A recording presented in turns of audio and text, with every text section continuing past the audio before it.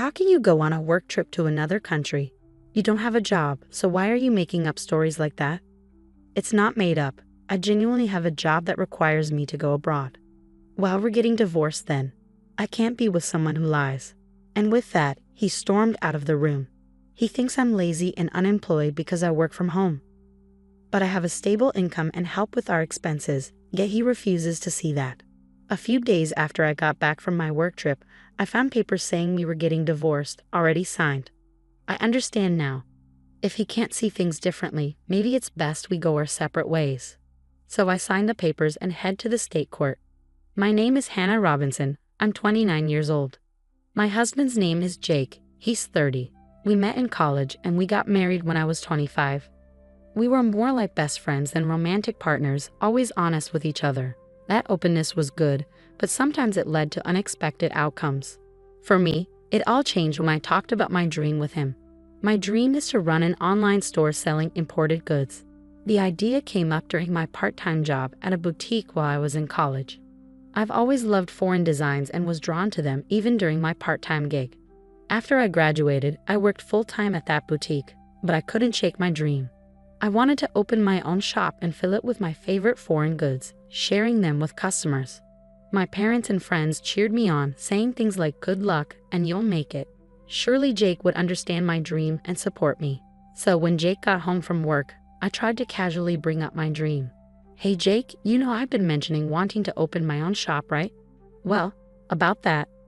"Oh, not this again. You can't just do things on a whim. You should just give up." "Why would you say that?" "This isn't just a sudden idea. It's something I've been thinking about for a long time. Sometimes things just aren't possible. Life isn't as easy as you think it is. You don't have to be so harsh. Why do you always shoot down my ideas right away?" I say, my voice rising unintentionally. My thoughts brushed aside. Jake gives me a cold look, his tone sharp.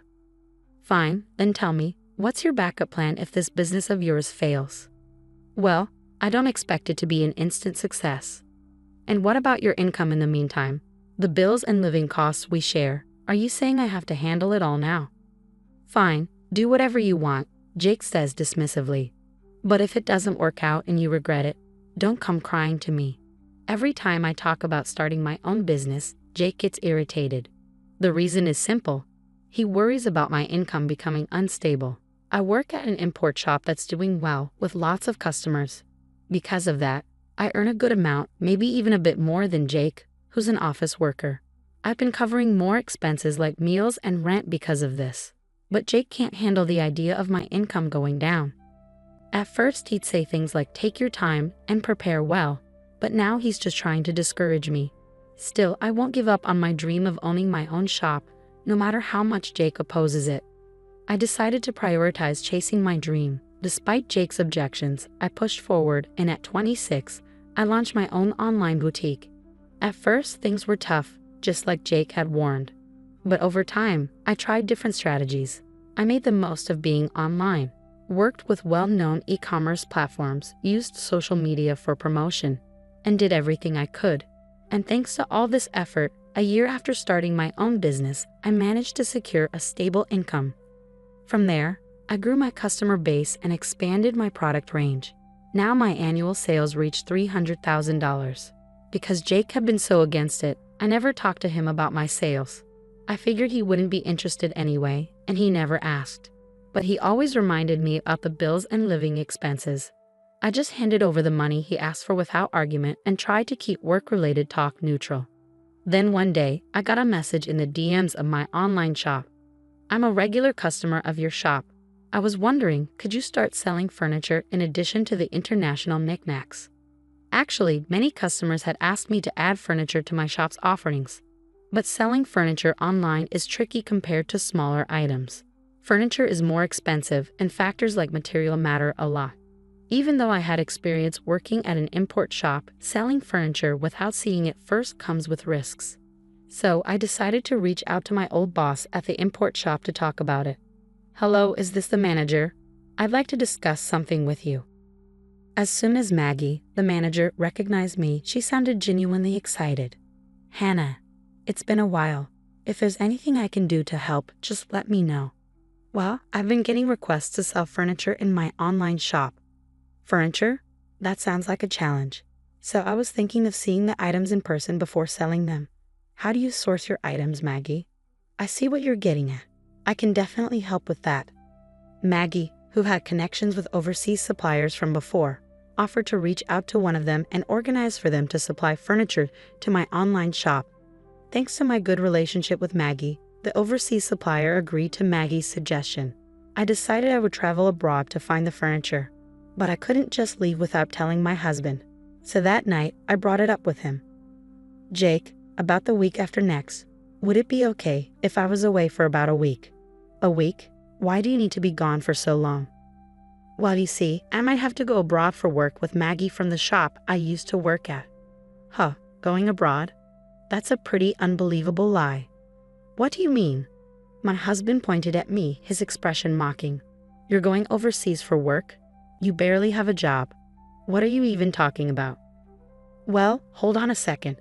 You know I have my online shop, right? This trip abroad is for finding items to sell in the shop. So if you think I'll just buy into a work-related lie, are you kidding me? Your little side business, there's only so much it can achieve. Believe what you want, but our sales are doing pretty well at the moment, and our customer base is growing steadily. This trip came about because of a request from one of our customers. If you keep insisting I won't let you, practically a homebody, leave for a whole week. With a beer in hand, my husband stormed off to the bathroom. I let out a deep sigh without meaning to. Why can't you try to understand? His reaction is too harsh just because he doesn't approve of my work. But I can't just go abroad without his permission. I have to convince him, no matter what. Even though I was hesitant to bring it up again, I couldn't ignore the issue. The next day, when my husband came back from work, I tried talking to him once more. Jake, about what we talked about yesterday, look, I'm tired. I don't have time to entertain your accusations. I'm just stating the facts. An unemployed person going on a business trip abroad. You're pretty good at spinning tales. I'm not lying. I really need to go abroad for work, I insisted, grabbing his arm to plead with him, but he looked down at me mocking. Oh really? Well, liars get divorced too. Divorced? What are you saying? You know I can't stand liars, especially people like you who are always trying to show off. I didn't mean. Shut up. You just want an excuse to go on a vacation abroad. And I bet your boss is a man too, right? Divorce. Divorce. I'll make sure to demand my share of everything. With that, he stormed out of the room. In that moment, anger boiled inside me, making my veins throb. Who does he think he is? He looks down on me just because I work from home. He only wants to feel superior. Enough is enough. If that's how he wants it, then I'll do as I please. From then on, I stopped asking for his permission and went ahead with my business trip abroad as planned. 2 weeks later, I flew overseas with Maggie as scheduled. We went straight to our suppliers in the UK, where we checked out the furniture and accessories for my boutique. While abroad, I took advantage of the opportunity to do some sightseeing with Maggie, enjoying some fulfilling days. But it wasn't all smooth sailing. My phone was bombarded with messages from Jake. You didn't actually go abroad, did you? Come back home now. I'll forgive you if you return today. Time's up. We're getting divorced, you worthless woman. Each message only annoyed me more, but I chose not to respond.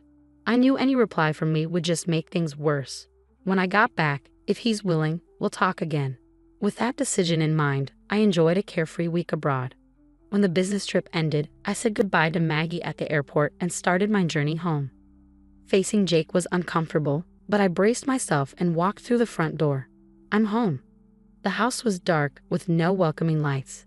As I made my way to the living room, I found laundry scattered on the floor and no space to walk. Dirty dishes and noodle containers were left in the sink. Amidst this mess, I noticed a piece of paper on the desk. What is this? It was a filled-out divorce paper. Beside it was a rough note that read, "To the cheating, jobless woman. I'm ending things with you since you never listen. Fill out the divorce papers immediately.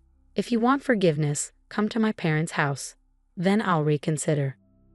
Just reading the note, I could imagine Jake's smug face. He probably thinks if he wrote this, I'd rush to apologize. But I had no intention of doing so. I signed the divorce papers and went straight to the state court. The divorce was accepted without any issues. Then, I went to the real estate agent and canceled the lease for our current apartment. Actually, this apartment was mine from when I was single. Jake moved in when we started living together because it was big enough. We talked about finding a bigger place when we had kids, but that's not happening now. After canceling the lease, I started packing immediately. The next day, I sent all my stuff back to my parents' house and arranged for Jake's things to be sent to his parents' house. All the while, he kept sending me messages with absurd demands. Stop being stubborn and come apologize now. You have until the end of the week. Got it? And so on. But I ignored them all. Once the apartment was empty, I went back to my parents' house. A week later, my phone had been ringing nonstop since morning. Even though I ignored it, it kept on ringing. Reluctantly, I decided to answer the call. Hoping it would be the last, I pressed the answer button. "Hello," he started shouting right away. "What the hell do you think you're doing?" His loud voice caught me off guard, and I instinctively moved the phone away from my ear. Deciding to record the conversation just in case, I responded, "What's the problem? There's nothing left to talk about. Don't play games with me. Why were all of my things delivered to my parents' house? I just got to the apartment and it's completely empty. Oh, well, I canceled the lease, so I had to get rid of everything, right?" "What? Canceled? How dare you do something like that without consulting me?" "Without consulting you? The apartment was in my name. I have the right to make decisions about it, don't I?" At this point, I had nothing to lose. His words had no effect on me, and I responded in a challenging tone. Jake showed his frustration. "Stop messing around. I don't care about the lease. We were married, remember? I lived in that apartment too. You shouldn't have canceled it without talking to me." "Married? Yes. That's right. Even if you've been unfaithful, we're still married. But canceling the lease on our apartment without talking to your husband first? What's going on in your head? Do you think you can just do whatever you want, especially since you're not working? I can't forgive you for this." He kept shouting, not caring about how I felt at all. He's so angry. He doesn't even care about me, I thought. I decided it was time to tell him the truth. Hate to break it to you, but you're getting all worked up about not forgiving me, yet we're not married anymore, okay?" "What? What do you mean?" "I turned in the divorce papers you forgot about, so now we're not married anymore. Why would I keep renting a place for someone I don't even know? Wait, are you kidding? You don't have a job. You'd be in trouble without my support." "What? That's ridiculous. I never depended on you for anything." Caught off guard, Jake was speechless on the phone. I felt a rush of frustration and couldn't hold it in any longer. "You've underestimated me all this time.